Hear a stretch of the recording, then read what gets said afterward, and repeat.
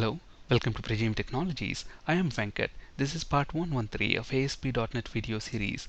In this video, we'll discuss about adding composite custom controls to Visual Studio Toolbox and in turn using them in an ASP.NET web application project.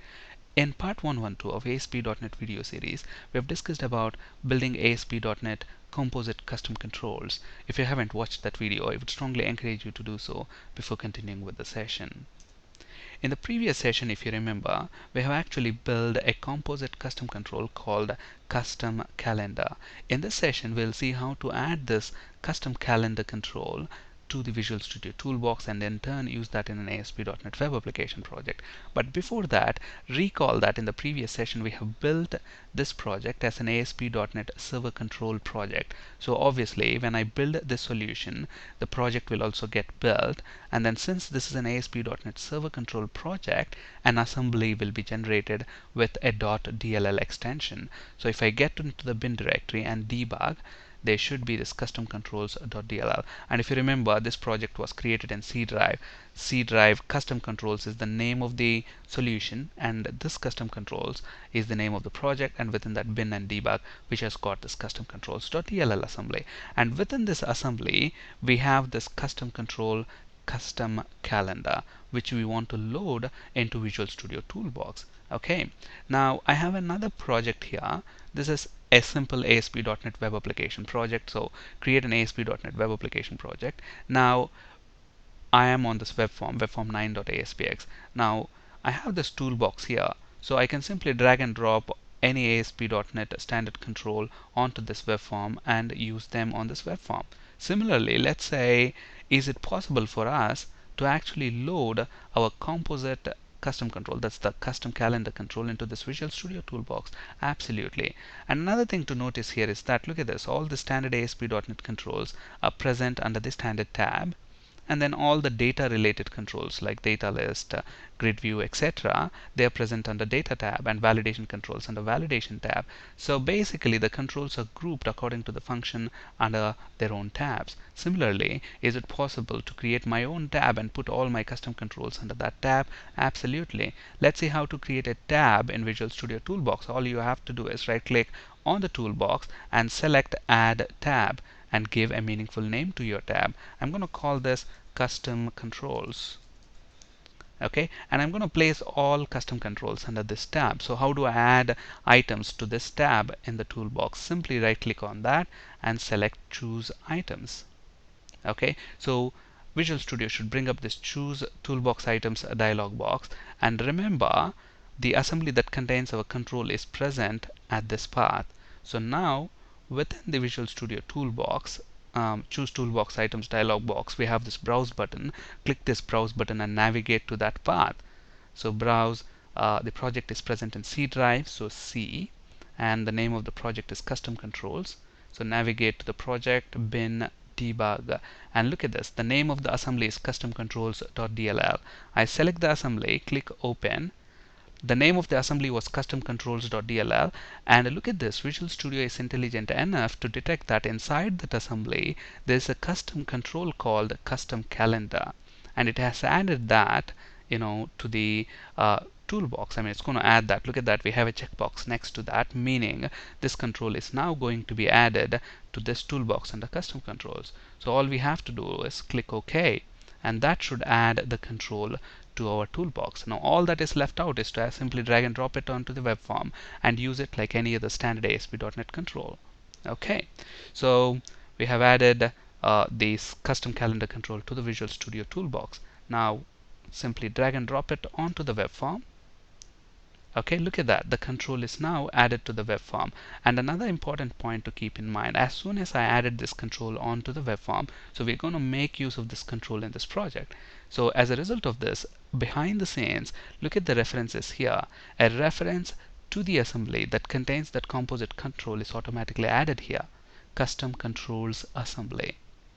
Okay, and let's flip to the source mode here. Now when we dragged and dropped that custom control from the toolbox onto the Visual Studio web form, three things happen. The first thing, it has added a reference to the assembly that contains that control. And the second thing, it has automatically generated this register directive for us. This register directive is actually going to register that control with this web form.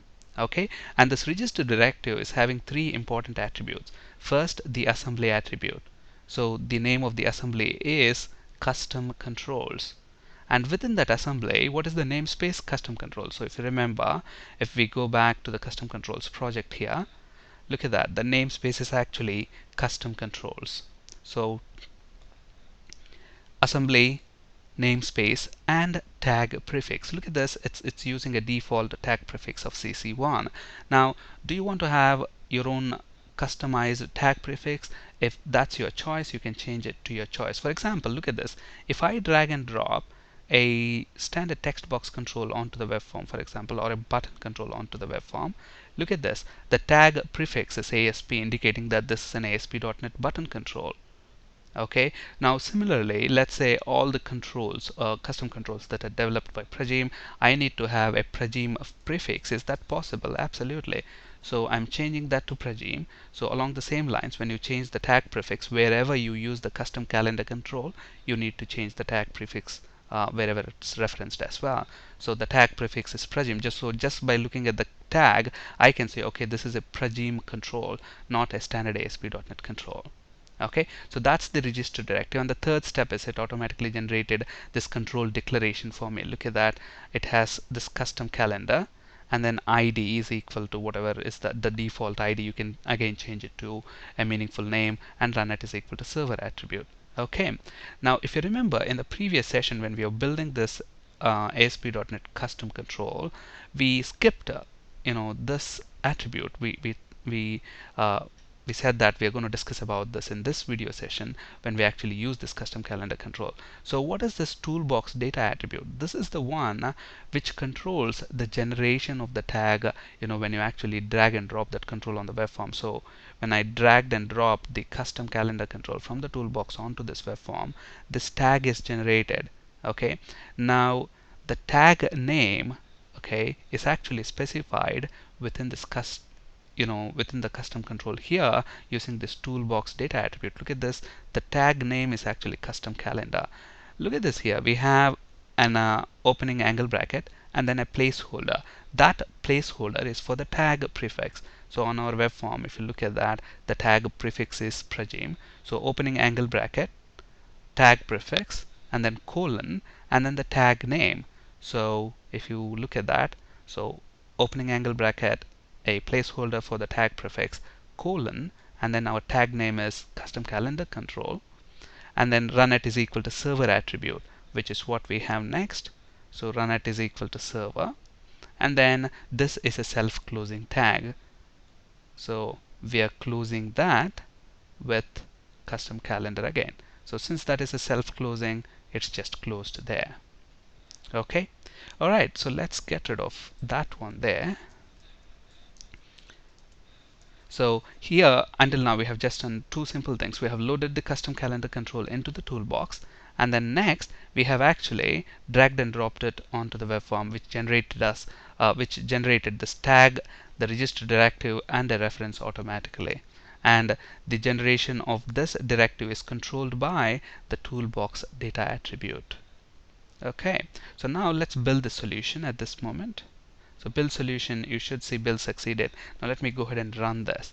Okay, now this calendar control is going to have some issues at the moment because we have not fully implemented that control. So if you look at the design of the web form here while that page is loading up, okay, the first problem is this one. There's no image associated with the image button, right? So there's no image associated with the image button here. And then the next problem is that the calendar is always visible. But remember, our goal was initially when this control loads up, we want only that calendar, that text box and the image button to be visible. When the user clicks on that image button, that's when this calendar should be visible. And as soon as I select a date from the calendar, the selected date should be populated within the text box control and the calendar should become invisible. But nothing of that is happening at the moment. So we have all these problems here. Okay, we will discuss about how to solve these problems one by one in the upcoming videos. First we will see how to actually associate an image with this image button, and then upon clicking that image, that's when we want to show this calendar. And if I click on that image again, it should actually hide that calendar.